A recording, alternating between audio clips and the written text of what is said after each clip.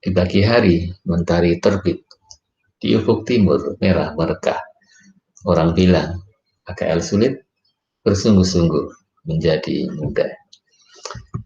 Para pembelajar akuntansi keuangan lanjutan, kita akan belajar akuntansi lindung nilai.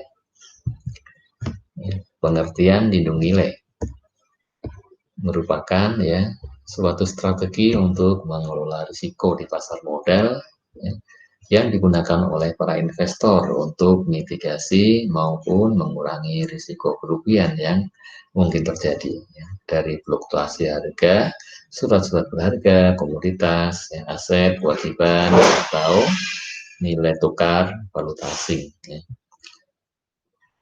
Lindung nilai merupakan transfer risiko tanpa membeli polis asuransi. Dalam lindung nilai, seorang investor atau spekulator akan mengambil posisi berlawanan dari item yang dilindunginya. Sehingga apabila terjadi kerugian dari item yang dilindungi, kerugian tersebut akan tertutupi oleh keuntungan dari derivatif pelindungnya. Sebagai contoh, untuk kontrak pembelian komoditas, investor akan melindunginya dengan derivatif posisi menjual. Default atau setelan awal derivatif adalah surat berharga yang akan diperdagangkan, yang dinilai berdasarkan fair value dan laba ruginya dilaporkan pada laporan keuangan tahun berjalan. Akan tetapi, bila derivatif digunakan untuk melindungi suatu risiko dan dirancang sebagai lindung nilai yang efektif, maka asumsi tersebut tidak berlaku. Dalam hal ini, derivatif tunduk pada aturan akuntansi lindung nilai. Pengertian akuntansi lindung nilai. Istilah akuntansi untuk lindung nilai mengacu kepada akuntansi untuk mencatat perubahan nilai item yang dilindungi nilainya dan instrumen yang melindunginya pada periode akuntansi yang sama dan atau pada tempat yang sama dalam laporan keuangan.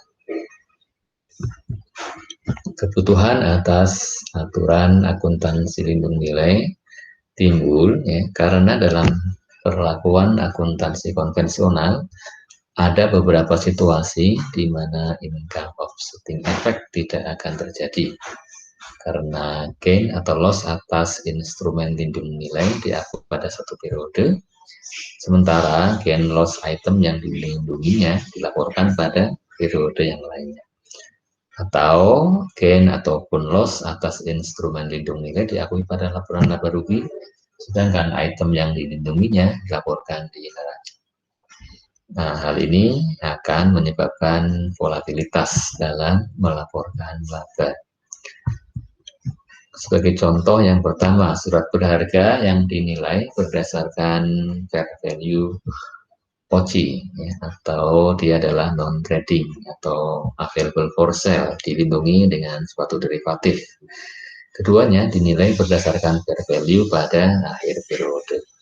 Namun untuk laba rugi surat berharga yang available for sale ditangguhkan dan dicatat dalam neraca sebagai other comprehensive income. Adapun laba rugi derivatifnya diakui dalam laporan laba rugi tahun berjalan, sehingga di sini tempat pelaporannya tidak sama. Kemudian yang kedua, suatu perusahaan mempunyai kontrak pembelian. Kemudian perusahaan tersebut khawatir harga akan turun, maka perusahaan bisa membuat derivatif posisi menjual. Kemudian menurut akuntansi konvensional, kontrak pembelian adalah executory kontrak, maka tidak akan ada pencatatan atas aset ataupun liabilitas dari perubahan harga. Sedangkan derivatifnya dinilai berdasarkan fair value dan laba ruginya dilaporkan dalam tahun berjalan. Syarat untuk akuntansi lindung nilai. Yang pertama risiko, yang memenuhi syarat untuk akuntansi lindung nilai adalah risiko tingkat bunga, risiko nilai tukar falas, risiko harga pasar, dan risiko kredit.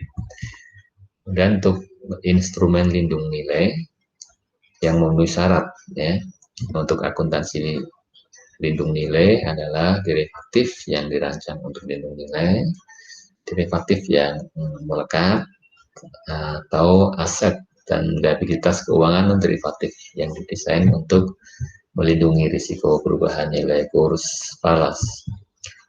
Kemudian item yang memenuhi syarat untuk akuntansi lindung nilai, yang pertama aset dan liabilitas keuangan dengan eksposur terhadap perubahan nilai wajar, kemudian aset non finansial dengan eksposur terhadap kurs falas atau risiko harga seperti komoditas, kemudian komitmen ataupun kontrak pembelian ataupun kontrak penjualan. Kemudian highly probable forecast transaction ya, transaksi yang diperkirakan akan terjadi ya, dengan eksposur terhadap perubahan ya, dalam cash flow di masa yang akan datang. Ya. Kemudian net investment pada entitas luar. Kemudian kriteria untuk akuntansi lindung nilai. Ya. Perusahaan harus mempunyai keadaan atau objek yang mengandung kemungkinan terkena peristiwa atau kejadian yang menimbulkan kerugian yang akan mempengaruhi laporan laba ruginya. Contoh ya, foreign currency monetary item, kemudian fixed interest rate security, kontrak pembelian ataupun penjualan, atau penjualan dan pembelian yang diantisipasi.